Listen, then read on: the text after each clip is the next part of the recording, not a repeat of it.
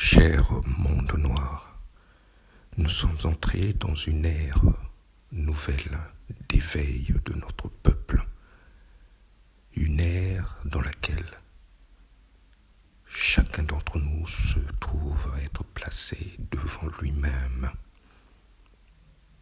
C'est un face-à-face, un vis-à-vis à affronter, où nous nous retrouvons à la fois en confrontation avec notre être le plus profond, mais également avec l'extérieur.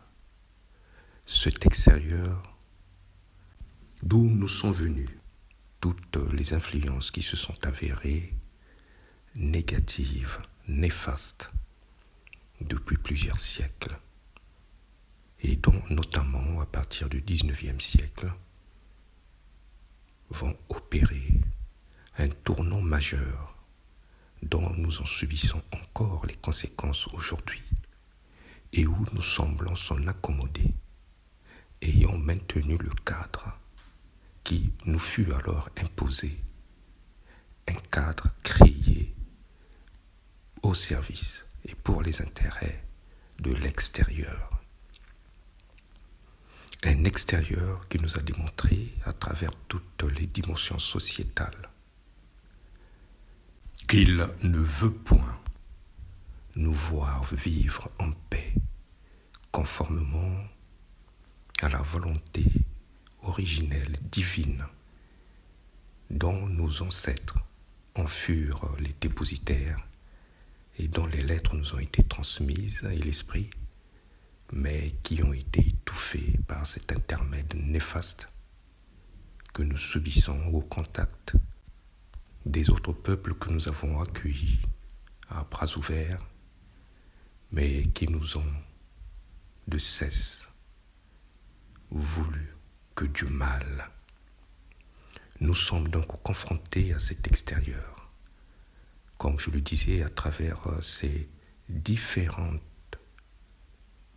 franges sociétales couvrant à la fois la spiritualité, la gestion sociétale, à savoir l'économie, la politique, la culture, le social, la finance. Monde noir, à travers ce parcours funeste, des réflexes ont pris corps et qui se sont confondus presque en notre naturel. Or, ces réflexes où nous nous accommodons de l'extérieur à travers ces différentes influences, ces réflexes sont aujourd'hui le mal que nous devons éradiquer. Des réflexes de subordination, des réflexes du tourner vers l'extérieur, des réflexes du manque de confiance en nous-mêmes, des réflexes qui ont voilé l'entendement, le regard du monde noir sur lui-même et sur l'environnement qui lui a été confié par le Créateur et nos ancêtres. Aujourd'hui, à travers la politique, nous voyons les nôtres préférer œuvrer bras et mains pour faire aboutir les volontés de l'extérieur. Pourtant, la terre d'Afrique, nos territoires, notre environnement nous renvoient un message de vie, de bonheur, par lequel chaque noir africain et par ricochet les noirs du monde entier peuvent s'épanouir ici sur terre, car tel est le projet de vie qui nous fut originellement transmis. Nous avons oublié ce regard, le tourner vers soi. Nous avons oublié de lire le message de la nature, les cris de la nature qui nous rappellent que nous sommes là pour jouir d'un environnement propice à la vie et que par conséquent tout projet sociétal qui viendrait à l'encontre de ce projet de vie, de ce message de vie imprimé dans la nature et que nos ancêtres ont suivi pendant des millénaires, ce projet sociétal doit être banni, il doit être rejeté. Depuis notre contact avec l'extérieur,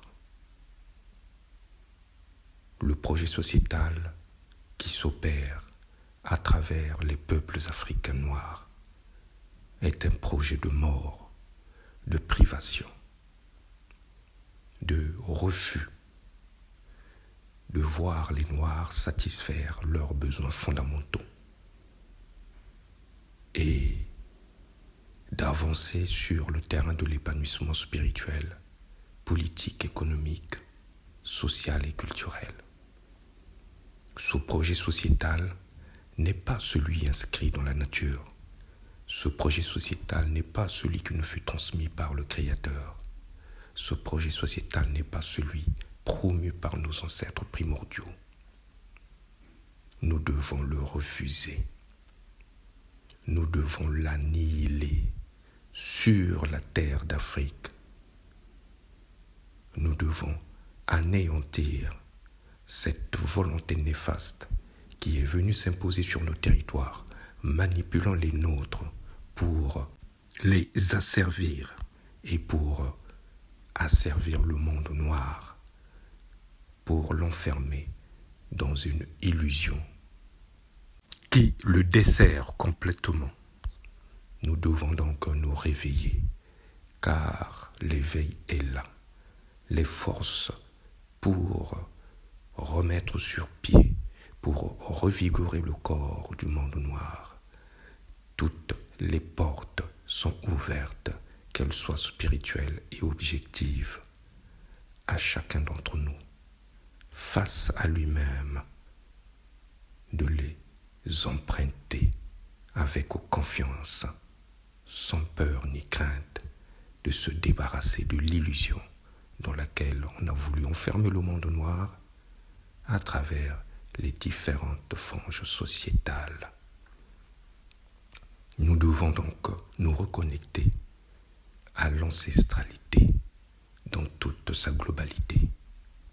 Nous devons renouer avec le projet du Créateur tel qu'il nous l'a confié en nous plaçant ici sur terre.